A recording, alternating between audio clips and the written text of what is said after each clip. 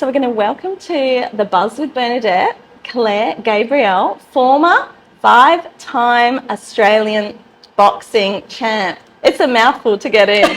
Thanks for having me. Thank you. Thank you for being here. Actually, look, let's just set the picture for everyone. You have just taken me through a grueling 30-minute boxing session. How did I go? Let's talk about me. You did great. Hey, look how fresh you look. Oh, fresh face. Did you even sweat? Look, I don't normally sweat, but I did today. Did you compete in the Olympics for Australia, or tell us the story behind that?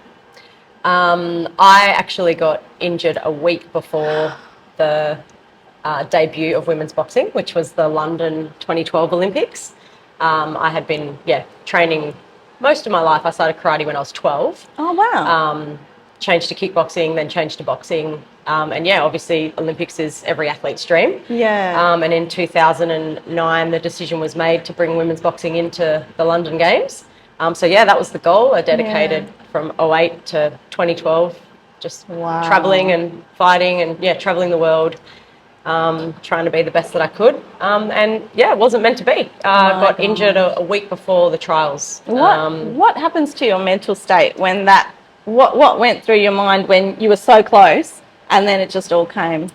Oh, look, I definitely hit rock bottom at that stage. 2012 was a huge year for me. I think when you focus and put everything into, well, that saying, put all your eggs into one basket, and then that's taken away from you, it's almost an identity crisis. So I went through loss of career, loss of identity, loss of who am I? I was always Claire the boxer.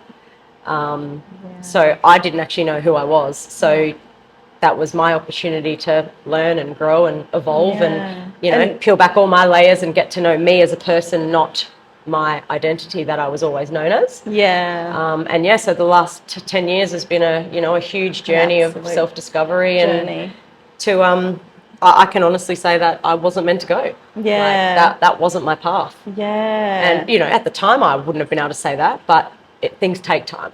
So what did you do in those was it 10 years, was it? So 2012 was when I got injured. And look, London was always going to be the end for me anyway. Like, that was my final destination per se. I was turning 30 that year. So I wanted to have a baby, I wanted to become a mum. I was already a stepmom of 2 beautiful boys.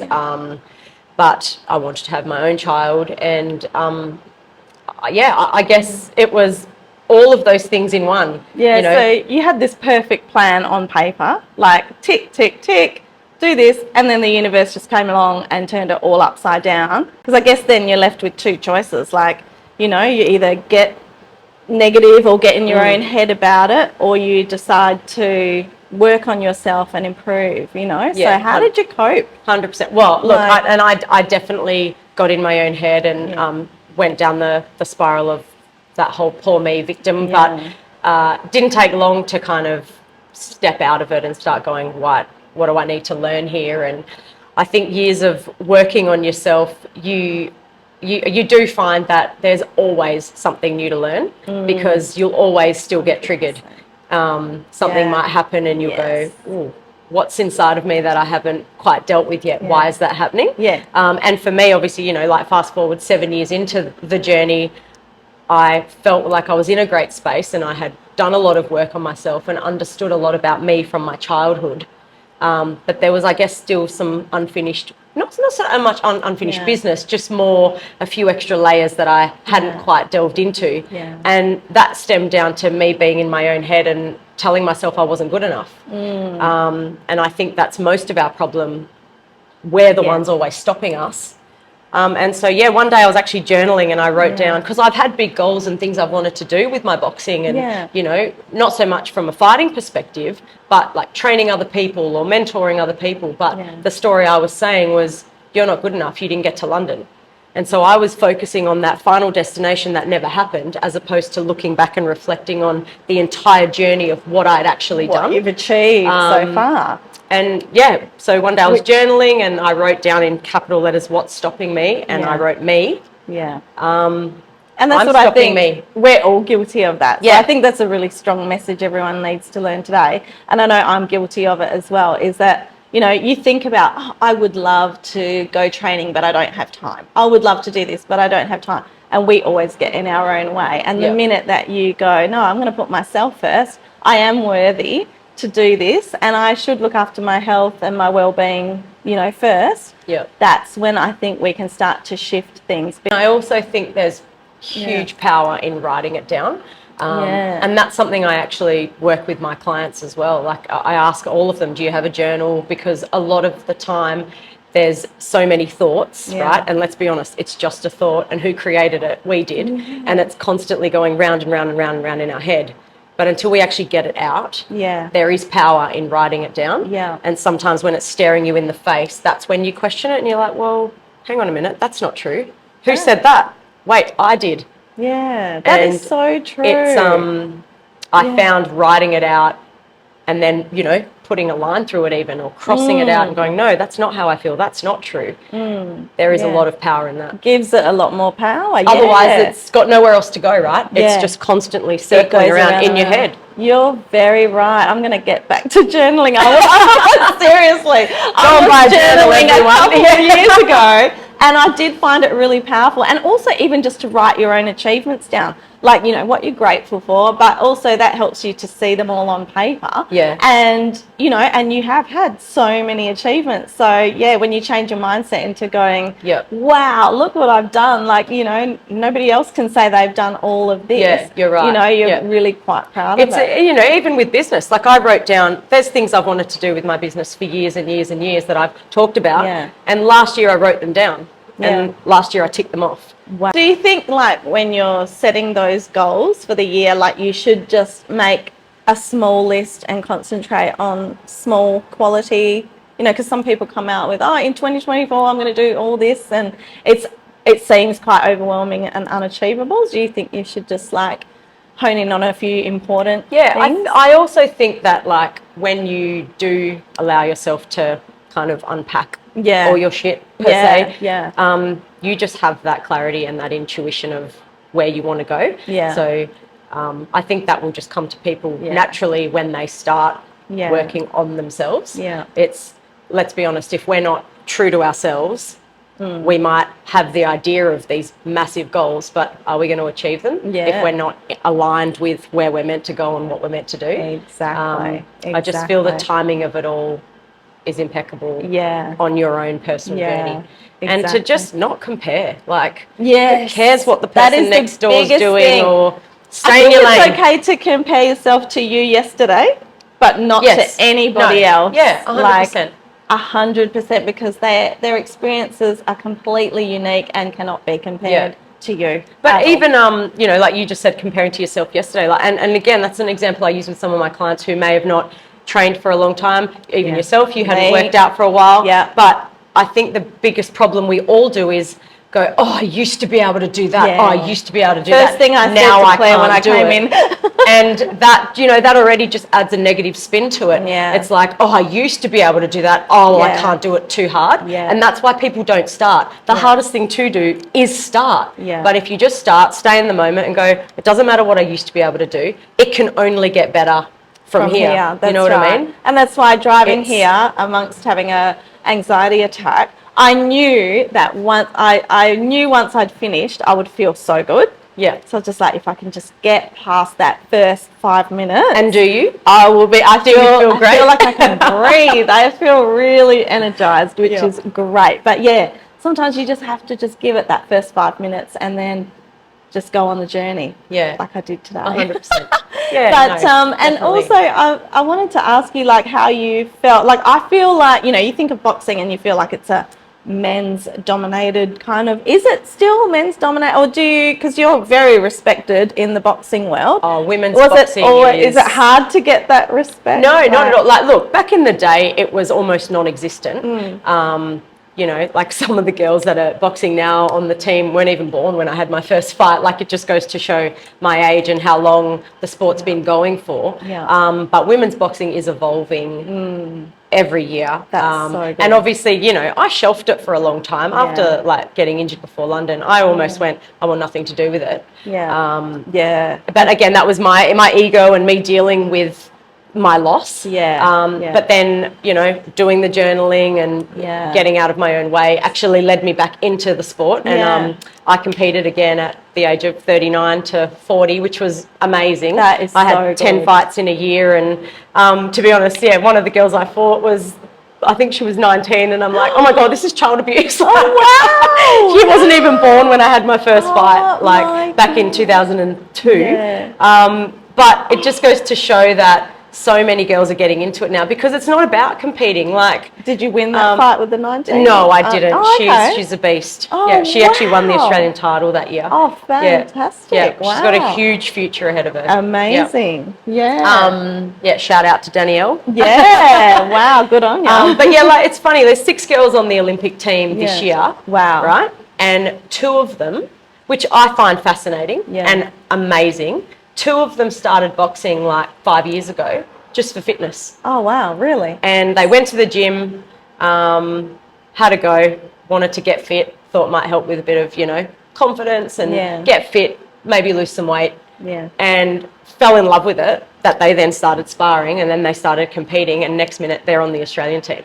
And then there's girls on the team who have been boxing their whole life. So this is the whole trust your journey, right? You end up where you're meant to. Yeah, exactly. Like, I'm sure they didn't wake up 10 years ago going, I'm going to be an Olympic boxer. To be this. Do you know what I mean? It just happened. Sometimes you don't know what your plan is. That was just where they ended up. Yeah, you've just got to be open and positive and go with it. Yeah. And, you know, there's athletes like myself, or I'm sure there's lots of other people who have a story similar to mine, who worked their butt off and dedicated their life, and then it didn't happen for them. And that's okay too, because it clearly wasn't meant to.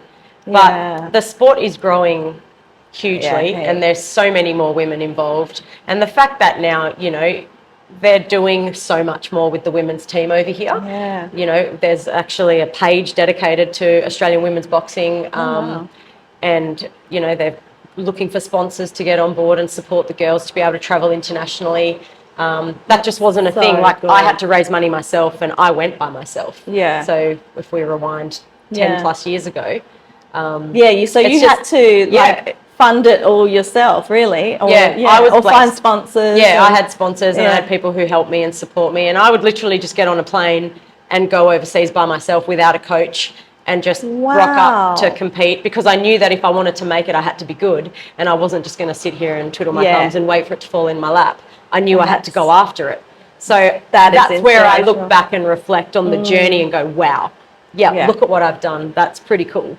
Gosh. Can you imagine if you were like, you know, that 19-year-old today, the opportunities that you would have to, like, in the present day? Like, oh, I know, it's amazing. And that's why I just think now, like, anyone who wants to try it or get involved, there's so much support. And there's so much opportunity. Like, I actually look back, one of my friends, one of my boxing friends, Caitlin, posted on her story the other day the country bucket list. Okay.